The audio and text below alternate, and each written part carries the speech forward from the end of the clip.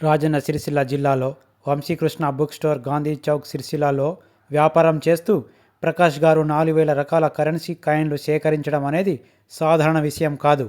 ఓ అసాధారణమైన అభిరుచి. ఇది కేవలం నాణాలు పోగు చేసుకోవడం కాదు. ప్రతి కాయిన్ వెనుక ఒక దేశ చరిత్ర, సంస్కృతి, ఆర్థిక పరిస్థితి దాగి ఉంటుంది. ఇటువంటి అరుదైన సేకరణ అనేది క్రమశిక్షణ, ఆసక్తి మరియు నాణ్యమైన పరిశోధన వల్ల సాధ్యమవుతుంది.